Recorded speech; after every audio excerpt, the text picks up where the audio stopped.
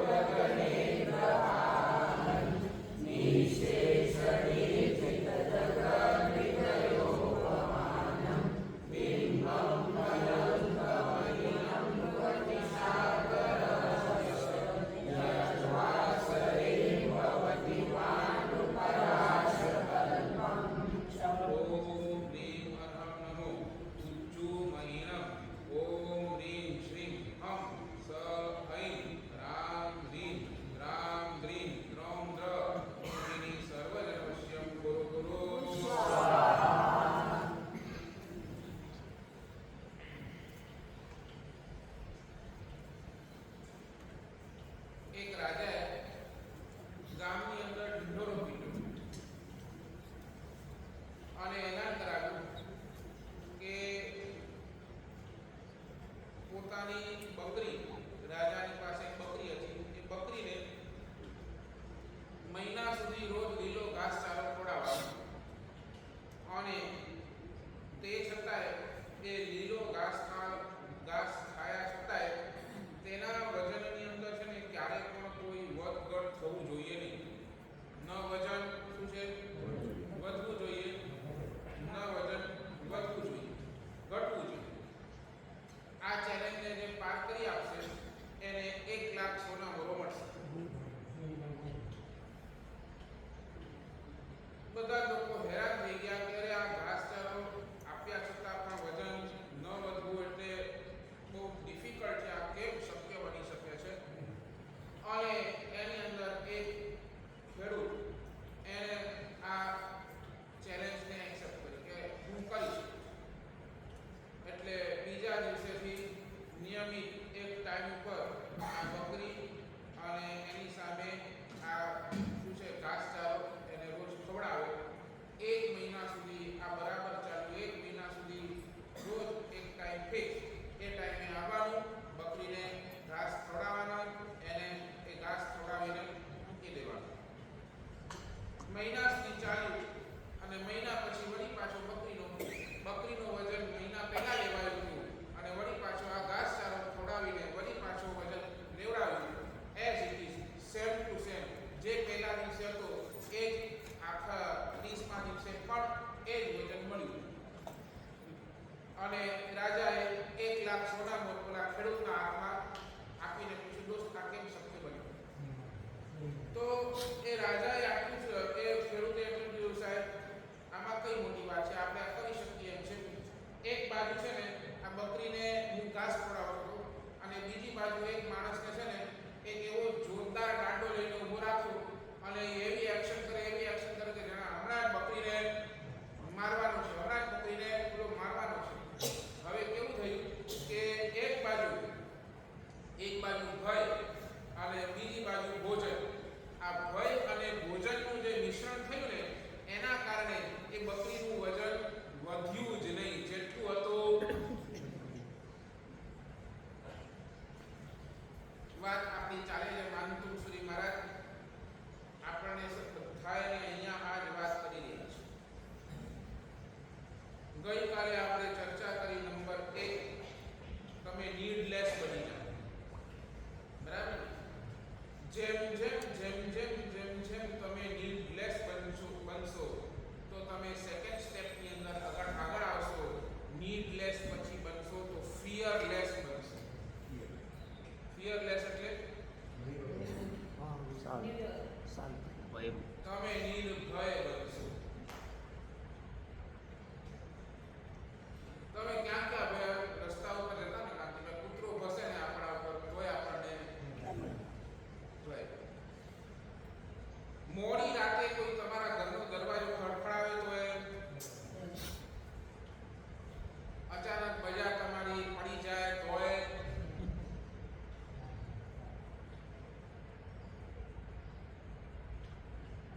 કોઈને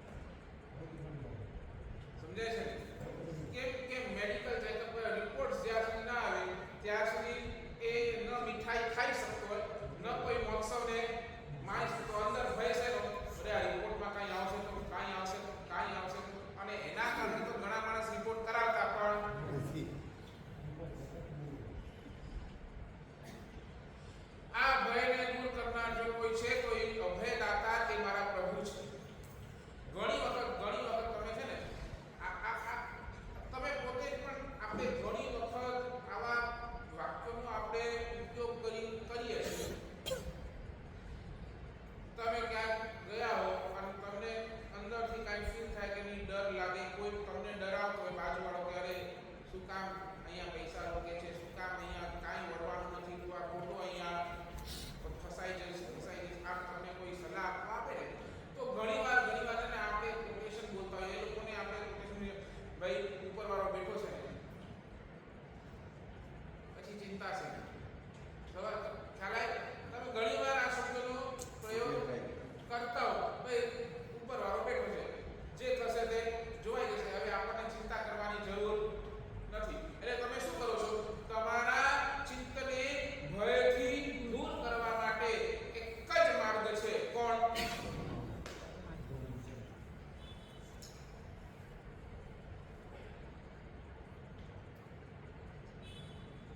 ભગવાન કહે છે તમે બધા ફિયરલેસ બની જાઓ.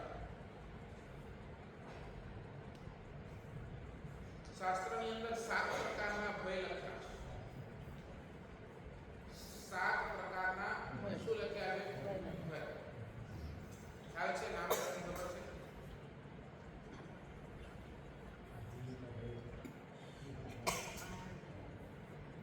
તો આજે લખી લો 7 પ્રકારના ભય. નંબર 1, પહેલા નંબરનો ભય છે ઇહલોક ભય.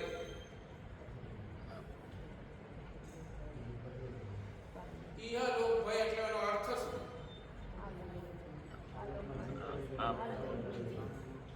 આ લોકની અંદર તમને ભય શું બોલો? એટલે સમજો, તમને ખાલી તમે આ અર્થને છે ને આટલું કર્યું કે ભાઈ આ લોકની અંદરનો ભય, આ મતલબ આ પૃથ્વી લોક પરનો ભય, એવું નથી. આ લોકના ભયની અંદર શાસ્ત્રકાર લોકો એમ કહે છે સમાન જાતીય જીવોનો ભય. ત્યાં શબ્દ કયો? સમાન જાતીય જીવોનો ભય.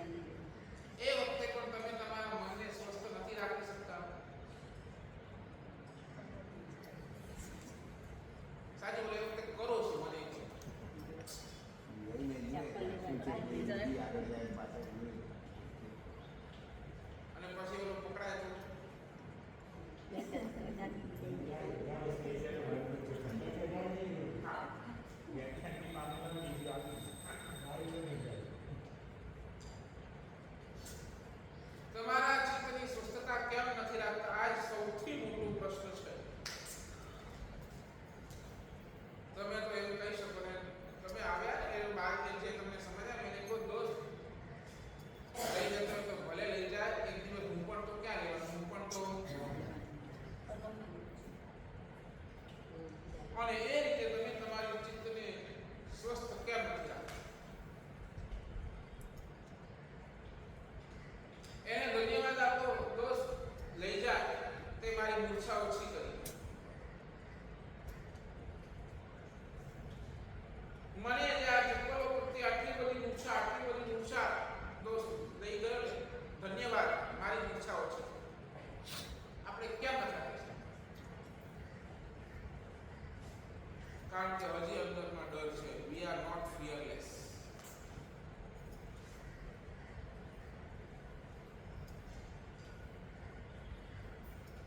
નંબર 1 ઇહલોકનો ભય, નંબર 2 પરલોકનો ભય, નંબર 3 આદાન ભય, નંબર 4 અકસ્માત ભય.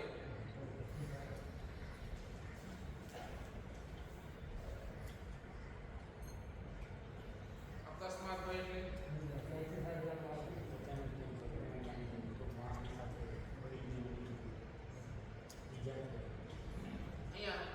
તમારે તમે શું ને આ અકસ્માત શબ્દ સાથે તમે એને ટેલી કરો છો, પણ અહીંયા શાસ્ત્રકાર ભગવાન અકસ્માત બેને કોને કહેવાય? દેખીતા કોઈ નિમિત્ત વગર કોઈ પણ સ્થળે એકાએક ઊભો થઈ જતો ભય.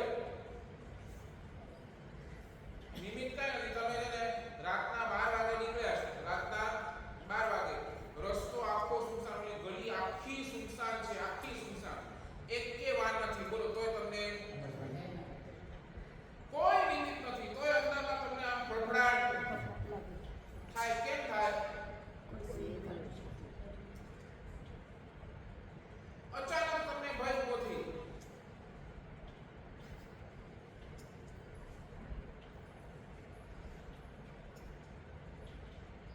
એ છે અકસ્માતનો ભય. બેસે છે. નંબર 5 છે આજીવિકાનો ભય.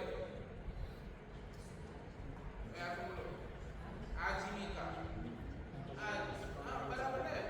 તમારો ધંધો ચાલશે કે નહીં ચાલે એનો, તમે જે નોકરી કરો છો એ મારી પાસે રહેશે કે નહીં રહેશે એનો,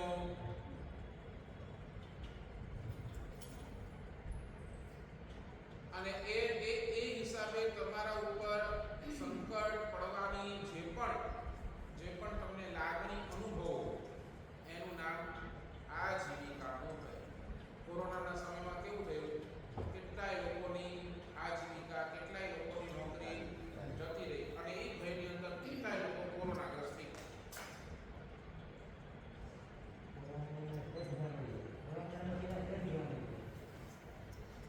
નંબર 6 મરણનો ભય.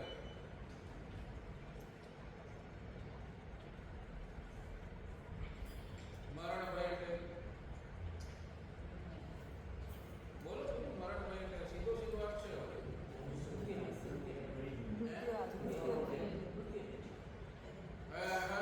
મૃત્યુ ક્યારે આવે નહીં, તમને શરીરની અંદર રોગ થયો, બરાબર? રોગ થયો તમને તરત આ ફડફડાટ ઉભો થાય, બરાબર ને?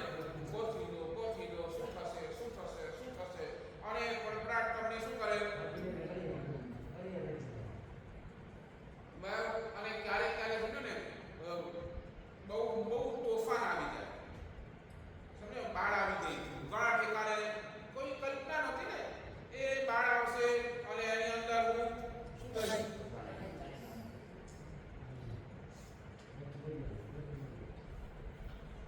ક્યાં તોફાનનો ભોગ બને, ક્યાં રોગનો ભોગ બને, અને એનાથી મરી જવાનો જે ભય, મરવું ત્યાં કોઈને નથી. કે બાળ એ ગમે તેવી સમજો ને પૂર આવ્યા હોય અને કદાચ એ તણાતો હોય ને તો એ શું કરે? બચવાનો પ્રયત્ન પૂરેપૂરો કરે. રોગની અંદર પણ માણસ શું કરે? બરાબર બચવાનો પ્રયાસ કરે. પણ આ મરણનો ભય એને પડ્યો છે. આ નહીં કરીશ તો મરી જઈશ, આ નહીં કરીશ તો મરી જઈશ.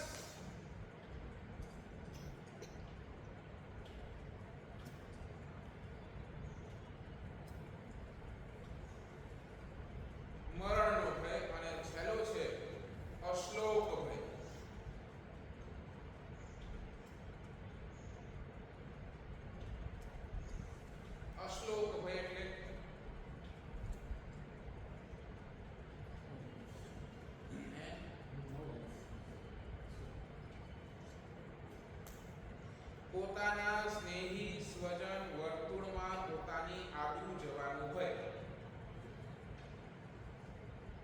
પોતાના સ્નેહી સ્વજન અને પોતાનું જે સર્કલ છે એની અંદર પોતાની સ્ટેટસ તમારી આબરૂ ગોતવાનું એ જવાનું છે.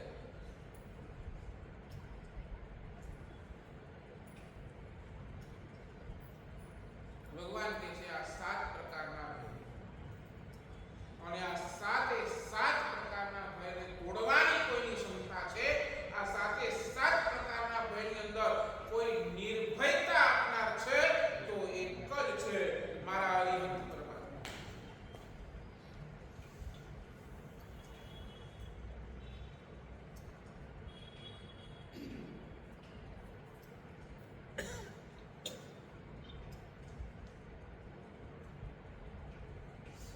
ષોડશક ગ્રંથની અંદર હરિભદ્ર સુરીશ્વરજી મહારાજા સાહેબે તો કમાલ લખી નાખ્યું. કમાલ.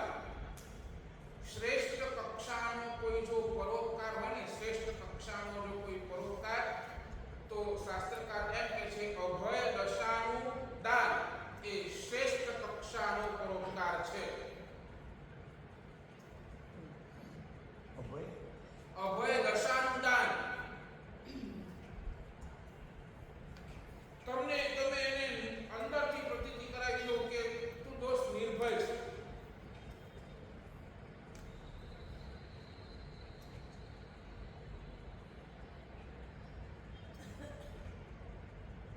ગરમીની સીઝન છે, તમે સમજાવો, ગરમીની સીઝન છે, બરાબર, ફૂલ ગરમી, બપોરના 12 વાગ્યા છે, ફૂલ ગરમી પડી રહી છે. તમે તમારા કોઈ મિત્રના દુકાને અથવા તો તમારા કોઈ એવા રિલેટિવના દુકાને તમે કોઈ વસ્તુ લેવા માટે ગયા છો, અને તમે ગયા અને તમને જોયું, એણે તમને જોયું, અરે આ તો બહુ પસીનાથી રેપજેપ થઈ ગયું છે, બહુ અને એની પાસે છાશ એને છે તમને ગ્લાસ ભરીને આપી, તમને છાશ આપી, ગ્લાસ ભરીને છાશ આપી, તમને એ વખતે કેવું લાગે? બરાબર, છાશ આપી. હજી તો તમે છાશ પીવા જતા એટલા જ માં છે ને કોઈક એક વ્યક્તિ પોતાનો કૂતરો લઈને એ દુકાનની અંદર આવે, અને જેવો કૂતરો આવે ને તમારા ઉપર ભસ કરવા લાગે.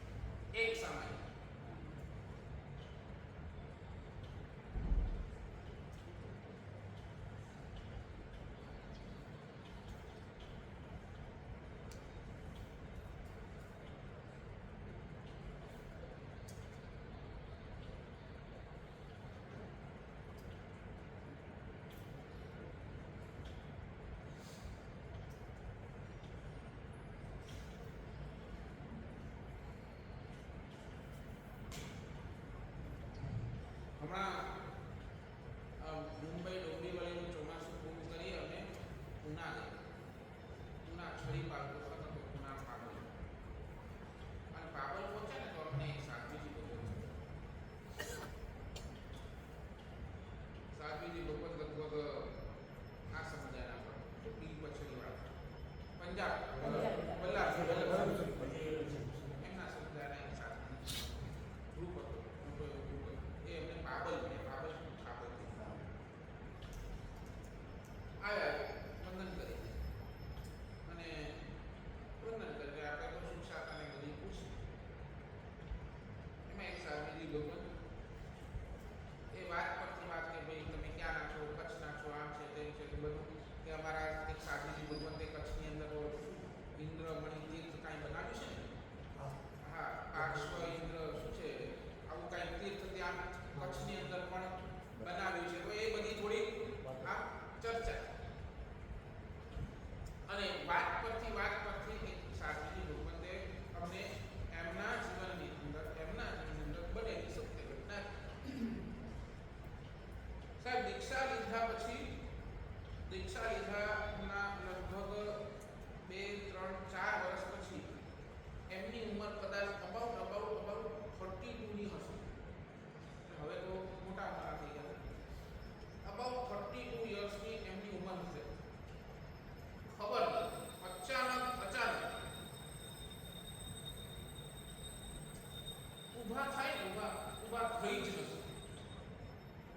ડોક્ટરને બતાવ્યું, ડોક્ટર કે કાંઈ નથી પેરાલિસિસ કાંઈ નહીં, પણ આમ ઊભા કરો ભ્રામ કરીને વળી પાછળ એ પગની અંદર છે ને તાકાત હોય.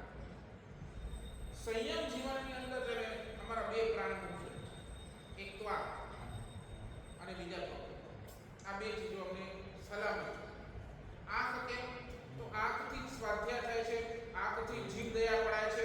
આ 2 અમારા માટે મુખ્ય, એક તો જીવ દયા, બીજું સ્વાધ્યાય. આ અમારા માટે પ્રાણ સમૂહ એટલે પહેલા નંબરની અંદર આંખ અને બીજા નંબરની અંદર આપણા પગ મજબૂત જોઈએ, કારણ કે વિહાર હોય ગોચરી જવાનું હોય, વિહાર તો ચલો ગોચરી જવાનું, પાણી ઓરાવાના, આ બધું ગુરુની સેવા જેમ કહ્યું તો એના કોના આધારે અમને પગ મજબૂત જોઈએ બરાબર. અને આ સાધ્વીજી 1 ઇંચ પણ અહીંયાથી પાઠથી ઉઠીને એક પગલો પણ આગળ ચાલી નથી અને આખો દિવસ મનની અંદર આ ફફડાટ થાય શું કરું ભગવાન. આ સંયમ જીવનની અંદર આવી અને આ કયો એવો કર્મનો ઉદય આવ્યો, કયો એવો મારા પાપ કર્મનો ઉદય આવ્યો ભગવાન આ અને સાધુજી ભગવતે પોતે પોતાના મોઢામાંથી કીધું, સાહેબ પૂર્વના કોઈ ભવની અંદર છે ને સાહેબ જીવ દયા નથી પાડી, જીવ દયાનું પાલન નથી કર્યું ને અને એના કારણે આ કર્મનો ઉદય સાધુજી ભગવત અમને સાહેબ આપણને આ સંયમ જીવન મળ્યું ને આપણા માટે શ્રેષ્ઠ છે, કારણ કે 100% જીવ દયાનું પાલન આ સંયમ જીવનની અંદર જે તું કરી શકે. ક્યારેક શ્રાવકોને જોઉં છું તો એ લોકોના જીવનની અંદર જે જીવ દયાનું લક્ષ્ય નથી ને, પછી ખાવામાં પીવામાં જેમાં પણ જીવ દયાનું લક્ષ્ય નથી ને, ત્યારે એ લોકોની એ સ્થિતિ જોઈને મને આમ થાય કે એ કયા ભવની અંદર આ બધા દુઃખો આવશે ને એ શું કરશે. સમજી લેજો તમારા શરીરની અંદર આવતો રોગ, રિપીટ કાશીભાઈ, તમારા શરીરની અંદર આવતો રોગ એટલે સમજી લેજો પૂર્વના ભવની અંદર તમે જીવ દયા નથી પાડી, એના કારણે તમને આ રોગ આવ્યો છે.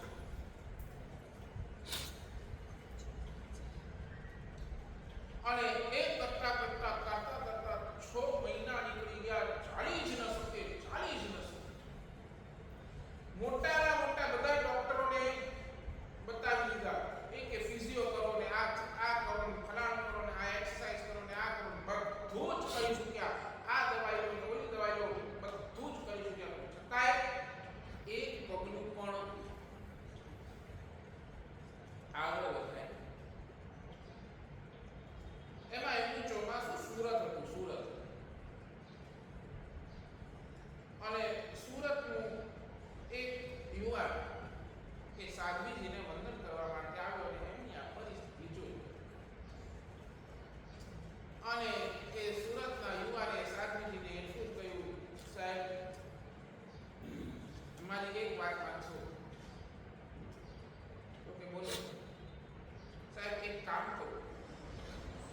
જેટલી પણ તમે ડોક્ટર કહે છે તમને આ રિપોર્ટ્સના અંદર કોઈ રોગ દેખાતો નથી અને આ ખોટી દવાઓ ખાઓ છો અને તમે તમારા શરીરને હજી બીજી નુકસાન કરો છો, એક કામ કરો સાહેબ, બધી દવાઓ બંધ કરો.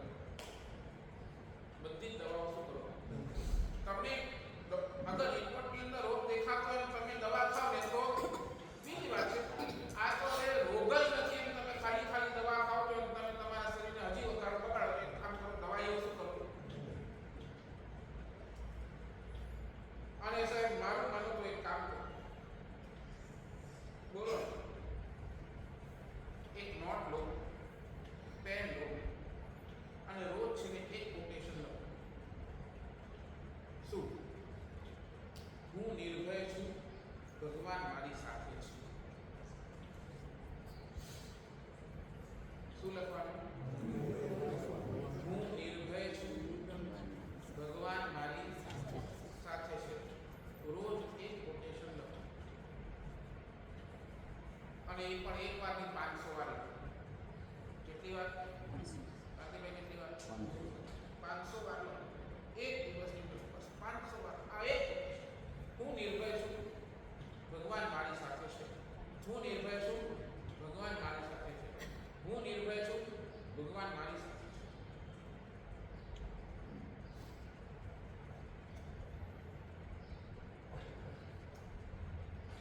એકદમ ડેન્સ ફોરેસ્ટ હોય, જંગલ, એકદમ ઘનો જંગલ હોય અને ઘનો જંગલ તમને પસાર કરવાનું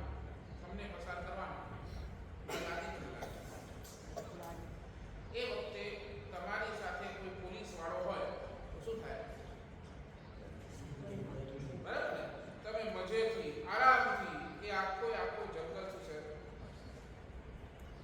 તમારી પાસે તમારું ભાતું હોય, ભાતું છે ને, બરાબર, ખાવા માટે જંગલ છે, જંગલમાં શું મળશે નહીં મળે તો તમારી સાથે તમે લઈને ચાલો છો તો એ ખાતા તમે શું લાગે કે હા નહીં ખાવાનું આપણી પાસે છે, ભાતું આપણી પાસે છે, આપણે મસ્ત. એક પોલીસ વાળો ખાલી આવી જવાથી આપણે નિર્ભય બની જતા હોય છે. અહીંયા તો આપણે ખાલી એટલી જ શ્રદ્ધા સાથે, એટલા જ સમર્પણના ભાવ સાથે એટલું જ ખાલી કરવાનું છે, હું નિર્ભય છું, ભગવાન મારી સાથે. સાચું બોલો, તમને લાગે છે આ અનંત સંસારની અંદર હું ભટકી રહ્યો છું, આ ભવની અંદર હું આવ્યો છું, આ ભવની અંદર પણ મને કેટલો બધો ભય અને એની અંદર મારે જો નિર્ભય પામવો તો બસ એક જ વાત, નહીં, મારા ભગવાન મારી સાથે છે.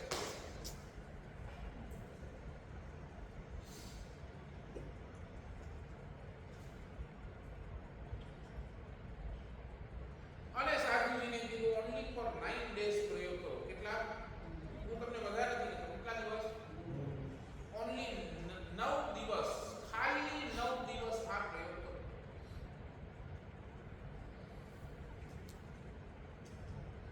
હવે કેવું છે ખબર છે? તમારી પાસે તીન કે કો સહારા કાફી છે. સમજો ને?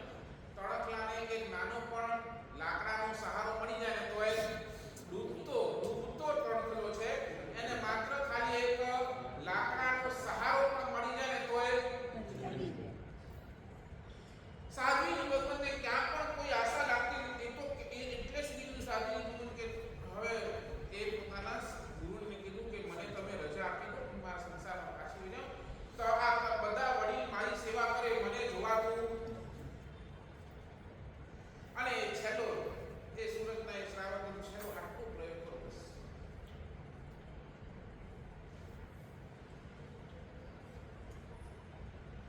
અને આ સાધુજી ભગવંતે રોજ લખવાનું ચાલુ કર્યું. કેટલી વાર? 500. શું લખવાનું? નિર્ભય છું, ભગવાન મારી સાથે છે. હું નિર્ભય છું, ભગવાન મારી સાથે છે. હું નિર્ભય છું, ભગવાન મારી સાથે છે. અને જેમ લખતા જાય ને સાધુજી શ્રદ્ધા જબરજસ્ત, ભગવાન પ્રત્યેનો સમર્પણ જબરજસ્ત. ભગવાન હવે બસ તારું શરણ અને એ શ્રદ્ધા, એ એટલે સમજાય ને, ખાલી બોલવાથી નથી થતું,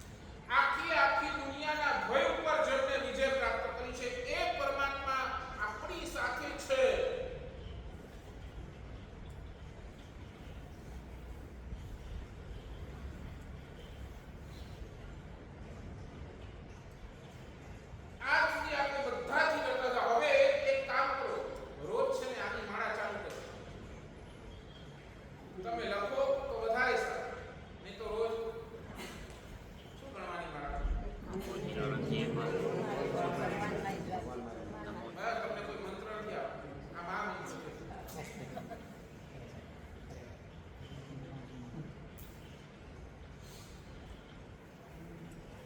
શું બોલો આવશે? રોજની આ એક માળા ચાલુ કરો. એક સવારના ઉઠતા, એક બપોરના અને રાતના સૂતા પહેલા. અને ખાલી ગણવા માટે નહીં, અંદરની શ્રદ્ધા સાથે હોવી નહીં. મારા ભગવાન 24 કલાક મારી સાથે છે.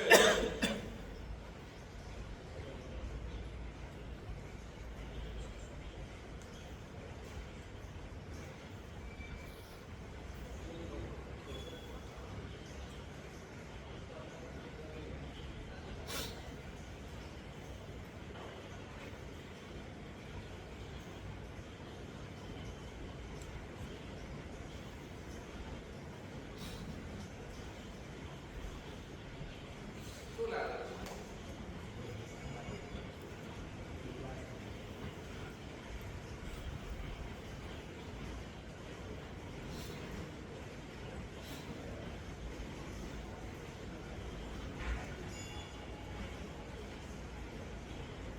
કર્મસત્તામાં આ ગણિત છે, સમજી લેજો. શાસ્ત્રકાર લખે છે સંજોગા મૂલા પત્યેણમ સંજોગા મૂલા જીવન પત્તા પરમ. બરાબર ને? આપણી ગાથાની અંદર આવે છે, રાઈ સંસ્થાના પક્ષીની ગાથાની અંદર આવે છે સંજોગા મૂલા જીવન પત્તા પરમ. જીવ કેવો છે તો કે તું સંયોગોને આધીન છે, અને સંયોગોના આધીન હોવાના કારણે તારા જીવનની અંદર દુઃખની પરંપરા છે. તમારા જીવનની અંદર ભયને દૂર કરવો, એક જબરજસ્ત કામ કરો. તમે એવી આઈટમ તમારી પાસે રાખો કે જેથી તમને ડર લાગે. સમજાય છે? તમે તમારી પાસે કોઈ મોંઘી આઈટમ રાખો, મોંઘી આઈટમ, અને તમને શું થાય કે મોંઘી આઈટમ તમારા હાથમાં તમને આનંદ વધારે હોય કે ભય વધારે હોય? શું વધારે હોય? તમે 2 લાખ રૂપિયાનો એપલનો સફરજનનો ફોન લઈને જાઓ, સાચું બોલો, તમને એ 2 લાખનો ફોન એનો આનંદ વધારે કે અત્યારે ચોરાઈ ન જાય એનો ભય વધારે? સમજાય? ટ્રેનમાં સફર કરતા હો, મુસાફરી કરતા હો, અને એની અંદર તમને ભય શું? અંદરમાં ભય શું કે આ ક્યાં ચોરાઈ ન. તો પછી ભગવાન કે છે આટલી મોંઘી તમારા મનની, તમારા ચિત્તની સ્વસ્થતાને દૂર કરે, તો આટલી મોંઘીની રાખવાની શું જરૂર છે? બોલે ને 10,000નો મોબાઈલ રાખો. તમે કહો છો ને કે મોબાઈલ જરૂરી છે, તો શું કરો? રાખો. 10,000નો રાખો, તમારી માં. સાચું બોલો? પછી 10,000 વાળો જાય એમાં વધારે દુઃખ કે ઓલો 2 લાખ વાળો જાય એમાં વધારે દુઃખ?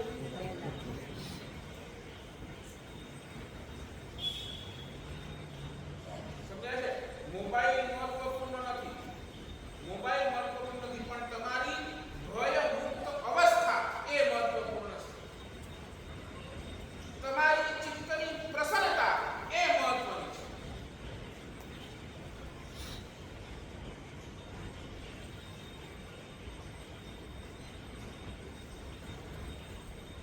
તમારી પાસે રહેલો 2 લાખનો મોબાઈલ બીજાને કદાચ છે ને ઇમ્પ્રેસ કરી શકે છે. ને ઇમ્પ્રેસ એટલે બીજાને કદો થોડો શું મોબાઈલ છે ને કેવા શું ને આ બધું એ છે, એની આંખો એકવાર પોળી થઈ જશે બધું. તમે અંદરથી કદાચ એ વખતે રાજી પણ થઈ જશો, પણ એ તમારી ચિત્તની પ્રસન્નતા કેટલી વાર સુધી?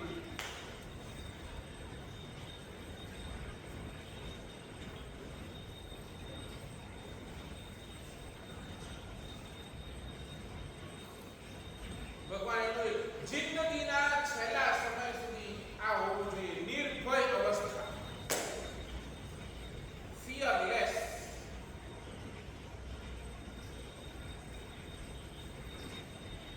તો તમે જંગ જીત્યા સમજી.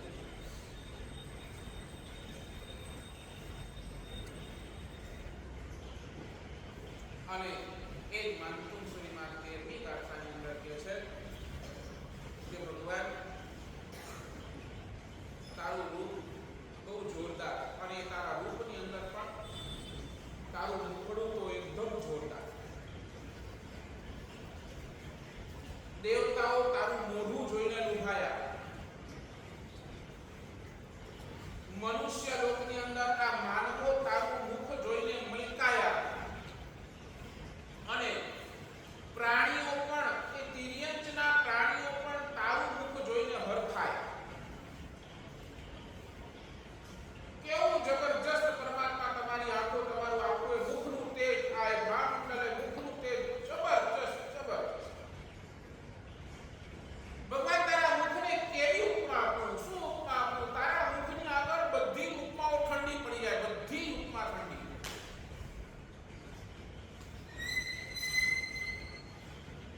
ઘણા ઠેકાણે છે ને મુખ માટે ચંદ્રની ઉપમા આપે, ચંદ્રમુખી, પછી ખબર પડે જ્વાલામુખી.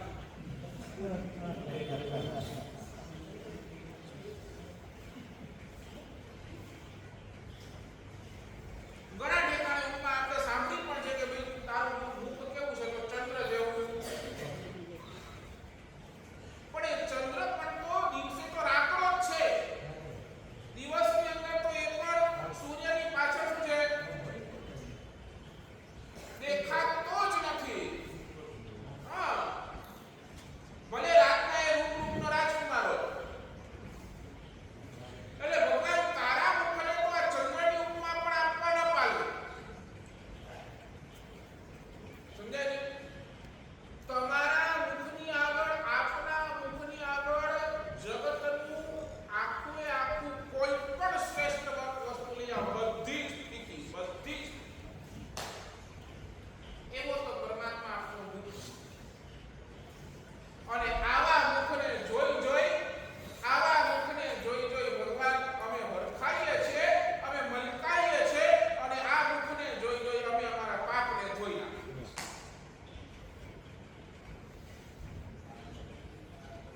ખાલી આંખો બંધ કરો, તમે આખા એ પરમાત્મા કદાચ આખા આંખ સામે નહીં આવે, પણ આ ભગવાનનું મુખ તો તમારી આંખ સામે આવશે, આવશે અને આવશે.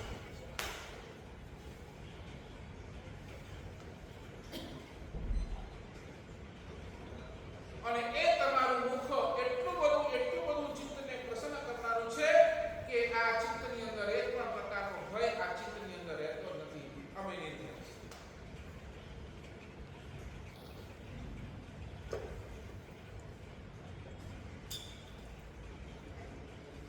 આવી આ 13મી ગાથા, આ 13મી ગાથાના પાઠથી, આ 13મી ગાથાના પ્રભાવથી, આ 13મી ગાથાના રૂઢિથી, આ 13મી ગાથાના મંત્રથી શાસ્ત્રકાર ભગવંતો એમ કહે છે કે આ 13મી ગાથા દરેકે દરેક પ્રકારના ચોરીનું ભય હોય એને દૂર કરનારી આ ગાથા છે. તમને એટલે એક ચોરીના ભયથી બધા જ ભય તમે એની અંદર આજે જેટલા પણ ભયનો આપણે વર્ણન કર્યો ને, એ બધા જ ભયનો